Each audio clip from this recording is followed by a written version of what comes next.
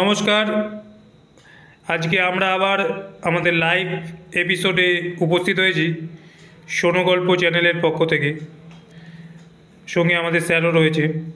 তা আমি স্যারের কাছে একটু জানতে চাইব যে স্যার, আমাদের যে সনাতন ধর্ম আছে, এই সনাতন ধর্মে গুরুর ভূমিকাটা কী আছে? আমি শুনেছি যে গুরু না ধরলে নাকি মোক্ষ লাভ বা কোনো সঠিক পথে এগোনো যায় না। তা আপনি যদি গুরুর বিষয়ে একটু আমাদের সম্পর্কে বলেন, একটু তাহলে সুবিধা হয় বুঝতে। দেখো ভাই, যে বিষয়টা বলতে হয় যে গুরু, এটা একটা একটা খুব ইম্পর্টেন্ট একটা ওয়ার্ড। গুরু তুমি বলতে পারো গুরু সেই যে হচ্ছে তোমার সঙ্গে ভগবানের যোগসূত্র তৈরি করবে। তোমার সঙ্গে ডাইরেক্ট ভগবানের যে যোগসূত্র তৈরি করবে সেই হচ্ছে গুরু। এক্ষেত্রে কিন্তু তোমাকে মাথায় রাখতে হবে, এই যে পুরোহিত, এরা কিন্তু কখনো গুরু হতে পারবে না। পুরোহিত বলো, প্রিস্ট বলো, যাজক বলো, এরা কিন্তু গুরু না। গুরু হচ্ছে যে তোমার সঙ্গে ডাইরেক্টলি ভগবানের যোগাযোগ সম্পন্ন করবে। তো গুরু প্রসঙ্গে কিছু বলতে হলে অনেক ব্যাখ্যা দিতে হবে, অনেক কিছু বলতে হবে, সেই বিষয়ে আমরা যাব না। আমরা যাব আমাদের এই 2024 সালে, 2023-24 সালে আমাদের যে কনসেপ্ট, সেই কনসেপ্টের উপর আমি কিছু বলবো। তো এই প্রসঙ্গে বলতে গেলে আমাকে বলতে হয়, আজকে আমি তোমাদের একটা বই দেখাবো, যে বইটার ভিতরে আজ থেকে প্রায় মোটামুটি মনে রাখো প্রায় 100 বছরের উপরে, 100 বছর আগে স্বামী নিগমানন্দ, একজন গুরু, প্রকৃত যথার্থ গুরু, উনি এইরকম 4টে খণ্ডের বই লিখেছিলেন। আজকে আমি তোমাদের সেই বইটা দেখাবো। এবং এই যে বইটা, এই বইটার নাম হচ্ছে জ্ঞানী গুরু। এই বইটার কিছু কিছু জিনিস আমি তোমাদের বলবো, যেটা একজন আদর্শ সনাতনী হিসাবে অবশ্যই পঠন করা উচিত। এবং এর যে ব্যাখ্যা রয়েছে সেগুলো এত লুসিড, এত সহজভাবে ব্যাখ্যা দেওয়া হয়েছে, প্রত্যেকের জানা উচিত। তো বইটা আমি নিয়ে এসেছি, দেখো তোমাদের দেখাচ্ছি। এই যে জ্ঞানী গুরু, জ্ঞানী গুরু, এই বইটার নাম হচ্ছে জ্ঞানী গুরু। এই বইটাতে আপনাদের বা তোমাদের সামনে সেই সময় সেই আবহাওয়াতে স্বামী নিগমানন্দ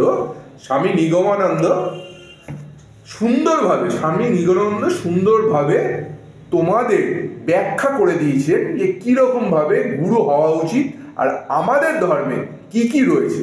এবার আমি বইটাকে একটু দেখাই।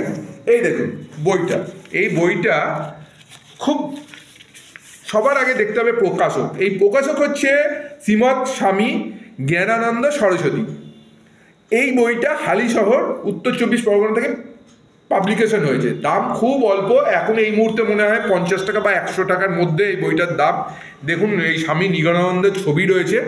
এইবার আমি যেটা দেখাবো তোমাদের সেটা হচ্ছে যে এইখানকার এর যে কি কি বিষয়ের উপর আলোচনা হয়েছে সেইটা আমি তোমাদের দেখাতে চাই। কারণ তোমরা না হলে বুঝতে পারবে না যে কতটা উন্নত শ্রেণীর আলোচনা এই বইয়ের মাধ্যমে তুমি পাবে। এটা কিন্তু সত্যিকারে বিস্ময়কর। এই যে আলোচনাগুলো হিন্দু ধর্মের একদম কোর যে জায়গাগুলো আছে সেইগুলো কিন্তু এখানে উল্লেখ করা হয়েছে। এই দেখো সূচিপত্র বের করেছি, সূচিপত্রটা আমি দেখাতে বলবো, ভালো করে দেখাও। প্রথমে এইটুকু দেখি না, তারপর এইটুকু দেখি না। অসাধারণ, অবর্ণনীয়, অভাবনীয় হিন্দু ধর্মের গূঢ় তত্ত্ব সহজ এবং প্রাঞ্জল ভাষায় এই বইয়ে ব্যাখ্যা করা হয়েছে। এটা আমাদের কাছে একটা পরম প্রাপ্তি। যদি এই বইটা কেউ যদি পড়ে, তাহলে সে হিন্দু ধর্ম সম্বন্ধে এবং এখানে কি কি রহস্য লুকিয়ে আছে সেইগুলো সম্বন্ধে একদম সহজ ভাষায় অবগত হতে পারবে। এইবার আমি বলি যে ধর্ম তো ঠিকই আছে, ধর্ম সব ঠিক থাকার কথা, এই বিষয় নিয়ে তো কোনো ব্যাপার নেই। কিন্তু ধর্ম থেকে আমরা কি লাভ পেতে পারি? এই যে টেনশন, এই যে প্রবলেম, এই মানসিক অশান্তি, এইগুলোর সঠিক বিশ্লেষণ এবং কিভাবে সেটাকে অতিক্রম করা যায়, তার সমস্ত কিছু এই বইয়ে লেখা আছে। এই বইয়ে যদি তোমরা পড়ো 4টে খণ্ডই যদি নিয়ে পড়ো, তাহলে কিন্তু তোমরা নতুন মানুষ হয়ে যাবে। এত সুন্দরভাবে সহজ ভাষায়, বাংলা ভাষায়, বাংলার লেখকের দ্বারা লিখিত বই আমরা কিন্তু সঠিক মর্যাদা দিতে সক্ষম হইনি। স্টিল না, এখনো পর্যন্ত কিন্তু আমরা সঠিক মর্যাদা দিতে সক্ষম হইনি। আমি বলতে পারি যে আমার দাদু যখন বাংলাদেশ থেকে এদিকে আসে, তখন এই একটা বইয়ের কপি, এটা জ্ঞানী গুরু আছে, সেটা ছিল যোগী গুরু, সেই যোগী গুরুর একটা বই নিয়ে উনি আসেন এবং সেই বইটা উনি পুজো করতেন, সব কিছু ছেড়ে এসেছিলেন, বাংলাদেশের সমস্ত কিছু ছেড়ে এসেছিলেন, কিন্তু ওই জিনিসটা নিয়ে উনি এসেছিলেন কারণ উনার কাছে মনে হয়েছিল যে এই বইটার যে তথ্য রয়েছে সেই তথ্যগুলো অসাধারণ। আমরা আজকে জ্ঞানীগুরু সম্বন্ধে আলোচনা করলাম, এর পরবর্তীতে আমরা যোগীগুরু সম্বন্ধে আলোচনা করবো। যোগীগুরুতে এমন কিছু অদ্ভুত সংকেত দেওয়া রয়েছে যে মানুষের জীবনকে সম্পূর্ণভাবে পরিবর্তন করে দেবে, সম্পূর্ণভাবে পরিবর্তন করে দেবে। আমার খুব সৌভাগ্যের বিষয় যে আমি খুব ছোটবেলায় এই বইগুলো পেয়েছিলাম। আমি একটা বিষয় জানতে চাইবো আপনার, যে এই বইগুলো সম্পর্কে আপনাকে কে অবগত করেছিল, যে জানিয়েছিল এমন ধরনের বইও হয় বা এই বই পড়লে আত্মার উপলব্ধি হবে? আচ্ছা, এইটা খুব সুন্দর কথা বলেছো, যেটা অবশ্যই জানার দরকার আছে। ল অফ অ্যাট্রাকশন, এটা নিয়েও একটা বড় একটা এপিসোড করা যায়। Law of attraction, Swami Vivekananda law of অ্যাট্রাকশনকে মানতেন। তুমি যেরকম জিনিস চাইবে তোমার কাছে অটোমেটিক্যালি সেই জিনিস চলে আসবে। তুমি যদি মদ চাও, মদ চলে আসবে। তুমি যদি ধন চাও, মানে সম্পদ চাও, সম্পদ চলে আসবে। এটাকেই বলে ল অফ অ্যাট্রাকশন। এই law of attraction Swami Vivekananda বলেছিলেন। কেন বলেছিলেন, কখন বলেছিলেন? Swami Vivekananda law of attraction বলেছিলেন যে তুমি যা ভাবিবে তাই হইয়া যাইবে। তুমি যদি নিজেকে বাঘ ভাবো বাঘ, যদি তুমি নিজেকে মুশিক ভাবো মানে ইঁদুর, তাহলে ইঁদুর। এটাই হচ্ছে ল অফ অ্যাট্রাকশনের মেন কথা, প্রধান কথা। এবং সেই প্রধান কথার প্রসঙ্গেই আমি আজকে বললাম, আমি ছোট থেকেই একটু উৎসাহী ছিলাম যে আমাদের যে এইসব ধর্মীয় গ্রন্থ আছে সেগুলো বুঝতে অসুবিধা হতো, সহজ প্রাঞ্জল ভাষায় কিছু আছে কিনা সেটা জানতে চাইতাম। তো সেই করতে গিয়ে দেখলাম যে একটা বই লাল শালু দিয়ে মুড়িয়ে রাখা আছে। কিছু সবাই দেখি প্রণাম করে, কি আছে প্রণাম করে কেন? তারপরে খুলে, যখন আমার একটু বয়স হলো, ক্লাস আমি যখন 7-8-এ পড়ি, তখন যখন খুলে দেখলাম তার মধ্যে বিস্ময়কর বিষয় রয়েছে। সেটা ছিল হচ্ছে জ্ঞানী গুরু বইটা। সেই জ্ঞানী গুরু বইটা পড়ে তার পিছনে কতগুলো সাংকেতিক সূত্র দেওয়া আছে। সেই সূত্রগুলো বলে আমি বিস্মিত হলাম যে আরে এ কি বলছি, এরকমও হয় নাকি? তার মধ্যে একটা সূত্র আমি বলি যে কাঠের কিলক দিয়ে যদি মাথায় আঘাত করা যায়, একটা কিলক রেখে তার উপরে যদি কাঠ দিয়ে আঘাত করা যায়, তাহলে যে স্মৃতিশক্তি আছে সেটা প্রচন্ড পরিমাণে বৃদ্ধি পায়।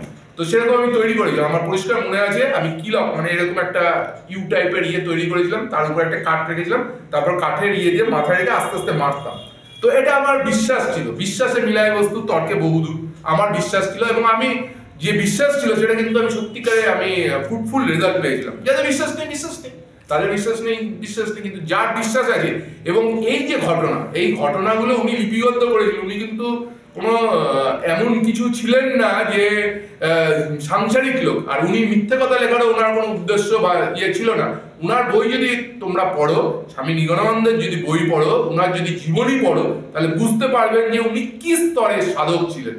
এবং উনি সহজ সরল ভাবে একদম লুসিড ওয়েতে ব্যাখ্যা করে গেছেন যে এই যে যারা বলে যে এটা ভুল, এটা খারাপ, এটা মিথ্যে, এটা কোনো প্রমাণ নেই, সেইগুলোকে খুব সুন্দরভাবে উনি ব্যাখ্যা করে গেছেন। উনি কিছু কিছু করেছেন, যেমন সোহম মন্ত্রটা উনি এই বইয়ের মধ্যে বলে দিয়েছেন। আপনি মানে তোমরা নিজেরা করে দেখবে, অত কথা বলার তো দরকার নেই। তুমি সোহম নিজেরা 5 মিনিট করে দেখো, টেনশন মুক্ত হবে, চাপ মুক্ত হবে, এনার্জি পাবে। তো সেই জন্যে আমি অবশ্যই বলবো, আমার যারা মানে আমাদের যারা চ্যানেলকে ফলো করে বা আমাদের চ্যানেলকে যারা ভালোবাসে, তারা অবশ্যই কলেজ স্ট্রিট বা যেখানেই হোক এই জ্ঞানী গুরু বইটা অবশ্যই কিনুন। এর সঙ্গে আরো চারখানা বই আছে, তার মধ্যে ইম্পর্টেন্ট হচ্ছে আরো 3খানা বই আছে। এই বইটা বাদে আরো 3টে বই আছে, তার মধ্যে ইম্পর্টেন্ট যেটা হচ্ছে সেটা হচ্ছে যোগী গুরু। এইটা নিয়েও আমরা রিভিউ করব। সেই যোগী গুরু বইটাও কিনুন। এই দুটো বই যদি আপনারা কেনেন, তাহলে দেখবেন আপনারা যদি পড়েন, আপনারা পূর্বের মতন যা ছিলেন সেরকম থাকবেন না, আরো উন্নত হয়ে যাবেন। দেখবেন যে আমাদের যে সনাতন যে ধর্ম রয়েছে তার মধ্যে কত সুন্দরভাবে সুললিতভাবে এই ব্যাখ্যা করে দেওয়া আছে। এই যে বইটা আপনি বলছেন, এটা কি সবার জন্য বোধগম্য আছে, নাকি আপনার যদি কোনো জায়গায় বুঝতে পারছেন না, আপনার পূর্বপুরুষ যারা আছে, বাবা মা বা দাদু, ওরা কি আপনাকে কোনোভাবে সাহায্য করেছে বুঝতে? এবার আমি বলি, বইটা এতটাই সহজ ভাষায়, এতটাই সহজ সরল ভাষায় লেখা আছে যে বুঝতে কোনো অসুবিধা হবে না। যে জায়গায় অসুবিধা হবে ভগবানকে প্রার্থনা করলে তিনিই বুঝিয়ে দেবেন। ওই আবার ল অফ অ্যাট্রাকশনের কথা বলতে হবে, যে একবার বললে বুঝতে পারলে না, দ্বিতীয়বার বললে বুঝে যাবে। তো এই প্রসঙ্গে একটা কথা, খুব সুন্দর কথা বলেছে, সেই প্রসঙ্গে একটা বলি। আমি যখন গীতাটা পড়তে গেছিলাম না, গীতা কিছুই বুঝতে পারছি না, কিন্তু যখন দ্বিতীয়বার পড়লাম দেখলাম যে ব্যাখ্যা আরো সুন্দর সুগঠিত হলো, তৃতীয়বার পড়লাম আবার লাগলো। তো এইটাই হচ্ছে মেন ব্যাপার। এবং এই প্রসঙ্গে, যেহেতু আমি মিশনে পড়েছিলাম, এই প্রসঙ্গে রামকৃষ্ণদেবের একটা সুন্দর গল্প আছে। গল্পটা এই সময় আমি বলতে চাইছি, কারণ এই গল্পটা না বললে এটা ঠিক হবে না। সে গল্প হচ্ছে যে একবার রামকৃষ্ণদেবই গল্প করছেন, তোমরা নিশ্চয়ই জানো, পৃথিবীর সেরা কথক হলেন শ্রী রামকৃষ্ণদেব। তিনি তার শিক্ষাগত যোগ্যতা কি ছিল জানার কোনো দরকার নেই, কিন্তু যেভাবে ব্যাখ্যা করেছিলেন একটা লেম্যান, যে ক্লাস 2-তে পড়ে, যে ক্লাস 1-এ পড়ে, যে পড়াশোনা করেনি, সে পর্যন্ত বুঝতে পারবে। গুরু সে যে বুঝিয়ে দেবে, যাকে শুনলে সহজেই বুঝতে পারবে, যাকে শুনলে কখনো মনে হবে জটিলতা আছে। তো সেইখানে একটা ছোট্ট গল্প, খুব ইন্টারেস্টিং গল্প, 2 মিনিটের গল্প, একটু বলে দিই। তো একবার চৈতন্যদেব গিয়েছেন উনি গিয়েছেন বৃন্দাবনে গিয়ে দেখছেন যে একজন মানে কথক, সে গীতা পড়ছে, আর চোখ দিয়ে তার সামনে একজন গরিব মানে নিরক্ষর লোক বসে আছে, তার চোখ দিয়ে জল পড়ছে।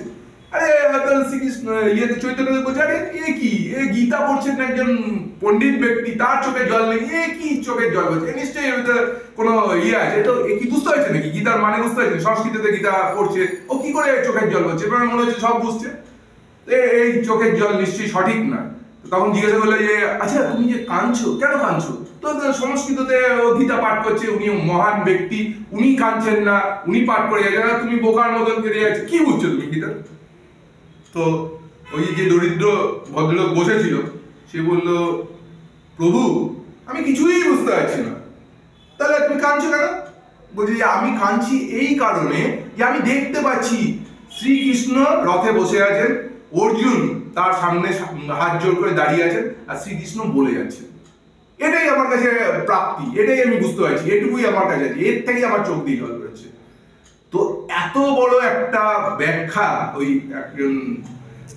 একজন নিরক্ষর প্রায় সে বলে দিল, মানে চৈতন্যদেবের চোখ খুলে গেল। সত্যি শুধু শ্রবণ, পরে তো তুমি বোঝো, পরে শুধু শ্রবণে এই ফল লাভ করা যায়। তো সেই জন্য আমার বক্তব্য যে যদি এটা তো এমনি সহজ ভাষায় লেখা আছে, জ্ঞানী গুরু, যোগী গুরু, তান্ত্রিক গুরু, এগুলো একদম সহজ ভাষায় লেখা আছে। জ্ঞানী গুরু, যোগী গুরু, তান্ত্রিক গুরু এবং প্রেমিক গুরু, এই 4টে বই একদম সহজ ভাষায় লেখা আছে। এই বই নিয়ে তো কোনো রকম কোনো সন্দেহ প্রকাশের কোনো কারণ নেই, বুঝতে না পারার কোনো কারণ নেই। এরপরও যদি কোনো বুঝতে অসুবিধা হয়, তাহলে দ্বিতীয়বার পাঠ করলে সম্পূর্ণ সহজেই বোঝা যাবে। আর একটা গল্প খুব মনে পড়ে যাচ্ছে, বলার ইচ্ছাটা ছাড়তে পারছি না। সেটা হচ্ছে যে আব্দুল কালাম সাহেবের গল্প। তা আব্দুল কালাম সাহেবের যে মা ছিল, সে একদম নিরক্ষর, কোনো রকম তার অক্ষর জ্ঞান ছিল না। তো আব্দুল কালাম সাহেব যখন ক্লাস 5 বা 6-এ পড়ে, তখন তার পড়ার মতন, তাকে বোঝানোর মতন কোনো টিচার ছিল না, এমনি গরিব। তারপরে তাকে কে বোঝাবে, রুটি যুক্ত না ঠিক মতন করে, কেউ বোঝানোর নেই। তখন মার কাছে চলে যেত, মা তুমি আমি বুঝতে পারছি না, একটু বুঝিয়ে দাও। মা তো নিজে পড়াশোনাই করেনি, মা বলতো তুই আরেকবার পড়। তো আবার চলে যেত, আবার পড়তো, আবার বুঝতে পারতো না, আরেকবার পড়। এমনি করে 3বার পড়ার পর বা 4বার পড়ার পর আব্দুল কালাম সাহেব কিন্তু পুরো তার যে জিনিসটা প্রবলেম হতো সেটা বুঝতে পারতো। এবং উনি নিজের জীবনীতে বলে গেছেন যে এইরকম হয়েছে যে আমি যখন মাস্টার্স করছি, বা আমি যখন থিওরি নিয়ে, বিশেষ থিওরি, যে থিওরি বোঝার মতন ক্ষমতা প্রফেসরদেরও নেই, তখন আমি মার কাছে যেতাম, মা ওই একই কথা বলতো, তুই আরেকবার পড়। তো মা ওনাকে এতটাই অনুপ্রাণিত করেছিল যে মায়ের কথা মতন উনি 3বার, 4বার, 5বার, 6বার, বলছি যে 6বারের বেশি আমাকে পড়তে হয়নি, আমি সমস্ত বিষয়টা আমার কাছে চলে আসতো। মায়ের একটাই কথা যে তুই আরেকবার পড়। তো এই জিনিসটা যদি মাথায় রাখা যায়, যে একবারে বুঝতে না পারলে দ্বিতীয়বারে বুঝতে পারলে তৃতীয়বারে কিন্তু দেখবেন একদম ইজিলি বুঝতে পারবে। তো সেই জন্য আমি রিকোয়েস্ট করবো আমাদের চ্যানেলের সঙ্গে যারা যুক্ত আছেন বা আমাদের চ্যানেলকে যারা ভালোবাসেন, তারা অন্ততপক্ষে এই 4টে বইয়ের যে সিরিজ আছে, এই 4টে বইয়ের সিরিজ স্বামী নিগমানন্দের লেখা, এই 4টে বইয়ের সিরিজ অবশ্যই পড়ুন। এই সিরিজটা যদি আপনারা পড়েন, এই বইগুলো যদি আপনারা পড়েন, তাহলে কিন্তু আপনারা বুঝতে পারবেন যে আমাদের এই সনাতন ধর্মে বা আমাদের মধ্যে কি কি বৈশিষ্ট্য রয়েছে, কি কি মহৎ জিনিস লুকিয়ে আছে। এই সমস্ত বইগুলো আস্তে আস্তে পড়ার লোক নেই, অবলুপ্ত হয়ে যাচ্ছে।